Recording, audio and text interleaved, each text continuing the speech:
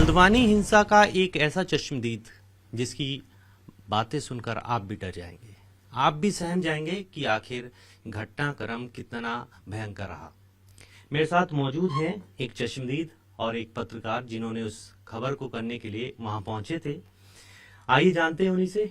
Sir, सबसे पहले क्या देखा, कैसे पहुंचे, दर्शकों को बताइए। सूचना मिली मुझे भी कि एक कार्रवाई होनी है। कुछ ढांचा था जिसको मस्जिद कहा जा रहा था, तो ढांचे को डिमोलिश मतलब गिराने का वो था। प्रशासन की पहले से कार्रवाई चली रही थी उसमें। तो मैं फोर्स प्रशासन पहुंचे, हम भी पहुंचे। तो प्रशासन वहां पहुंचा तो विरोध, पहले महिलाएं बच्चे आगे थे, उन्होंने विरोध कहा कि हम नहीं तोड़ने देंगे, नहीं नहीं। कुछ नेता भी थे उसमें, स्थानीय लोग भी थे, पार्षद भी थे, गलत कर रहे हो अब मत करो करके। लेकिन वो प्रशासन को तोड़ना ही था, ऊपर से पता नहीं क्या आदेश आया उतना जो भी रहा। तो उसमें फिर धीरे धीरे पत्थर शुरू हो गए वहां से। पुलिस ने बड़ी मुश्किल से पत्थर, उस टाइम के जो अटेंडम उस टाइम शुरू हो गए, उनको रोका।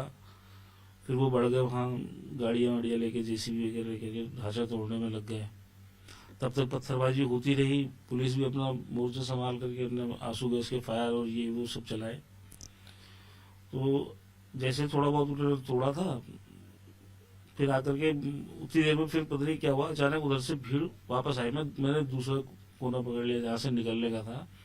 वहां पर भी आगजनी कर रखी थी लोगों ने, उन्हीं लोगों ने मतलब घेराबंदी कर दी थी। मतलब ये पर्टिकुलर एरिया से वहां से निकलने के जितने रास्ते थे सब जगह आगजनी हो रखी थी, आग लगा दी थी कि यहाँ से बाहर न जाए और यही मारेंगे इनको, जो भी था उनके मंशा। अब भीड़ आक्रोश में क्या करते ना करते। सबसे भयानक तस्वीर कौन सी थी, सबसे भयानक पूरे मामले में? भयानक तस्वीर ये थी कि पुलिस भाग रही थी और जो पीछे से पत्थर आ रहे थे, गाड़ियां जो गाड़ियों के अंदर थे उनको गाड़ियां रोक करके निकाल के मार रहे थे। ड्राइवरों को मार, जो ड्राइवर मतलब सरकारी वाहन थे सब, उनके ड्राइवरों को पीटा निकाल करके। जो उनके अंदर बच के निकलना चाह रहे थे उनको निकाल के बाहर मारा, नीचे मारा। पुलिस, महिला पुलिस कांस्टेबल, मतलब बहुत बर्बरता से मारा जी, बहुत ही बुरी तरीके से। पथराव, इतना जबरदस्त पथराव।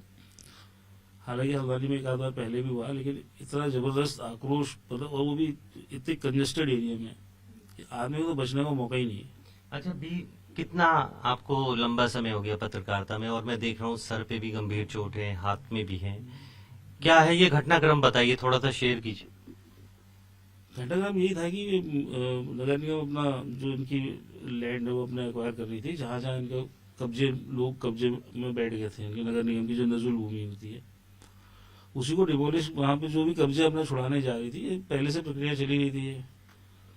उसी को लेकर के कुछ आदेश हुए थे, तो वही तोड़ने का चल रहा था कार्रवाई। इसके बारे में बताइए। सर में और हाथ में आपको ऐसे गंभीर चोट भागते हुए लगी, कैसे लगी? ना बहुत घेर के मारा उन्होंने, घेर के मारा। मैं थे, अमर उजाला के राजेंद्र सिंह बबली थे, हम दो भी उसी भीड़ के संग हम भाग रहे थे। तो देखा कि हमारे ठीक पीछे पथराव हो रहा था और एक सामने से गली क्रॉस हो रही, वहां से भी लगातार पत्थरबाजी हो रही थी।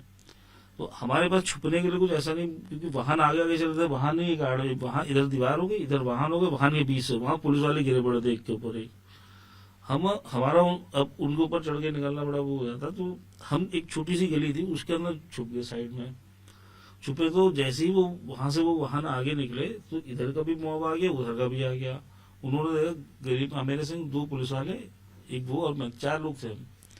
हमारे को जम के पहले पत्थर बजाया, तो हेलमेट था तो बचे रहे तब तक। उसके बाद फिर वो खुद अंदर आए, हाथ वहां से खींच के हमको बाहर निकाला, हेलमेट उतारा, फिर गर्म टोपी पहनी थी मैंने उसको निकाला। उसके बाद सर पे उन्हें मतलब जो हाथ में आया, लाठी, डंडे, तलवार, नहीं क्या क्या। तो आपने उनसे रिक्वेस्ट नहीं किया? रिक्वेस्ट करी, हमने कहा हाँ, हमने यही कहा, हमने पत्रकार है, हमारा इससे कोई लेना देना नहीं है, हम अपना काम करने आए थे, हमें जाने दो। यानी नहीं, तुम्हें कैसे जाने, तुम ही तो लेकर आए हो।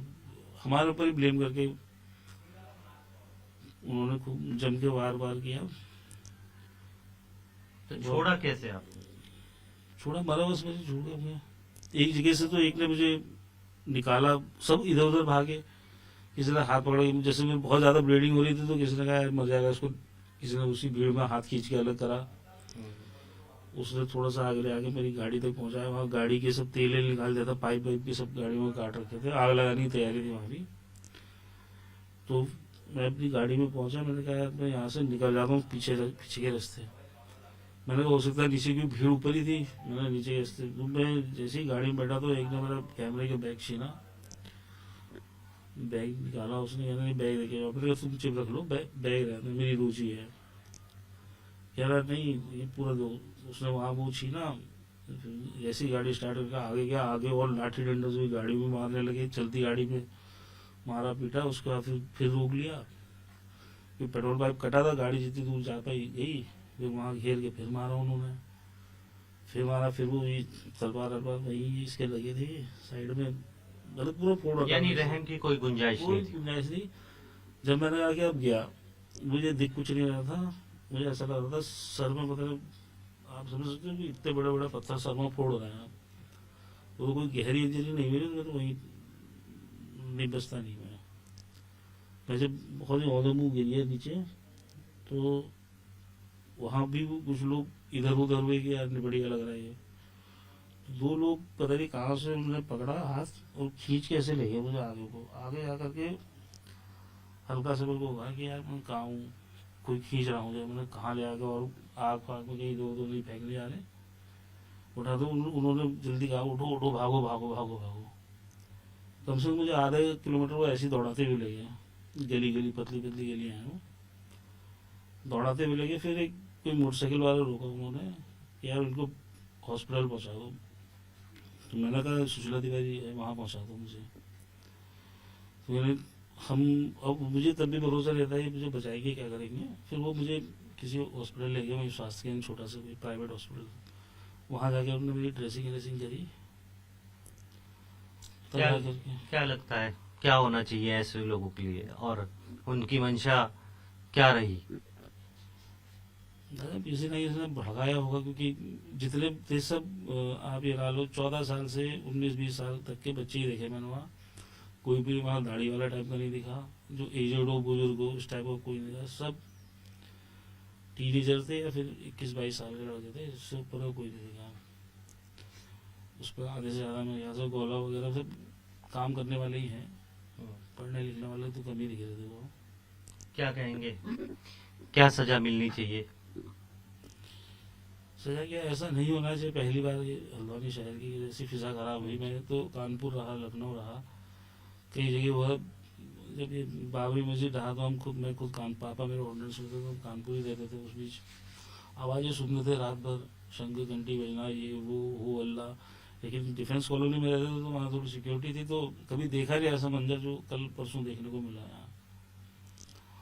हुआ तो गंदा ही है, नहीं होना चाहिए कुल मिला के। ठीक है। तो ये थे चश्मदीद वो पत्रकार जिन्होंने आप बीती अपनी पूरी कहानी हम सबके साथ शेयर की और बताया कि ऐसी घटनाक्रम जीवन में फिर दोबारा किसी के साथ ना हो। अभिषेक सिन्हा, टाइम्स नाउ भारत, हल्द्वानी।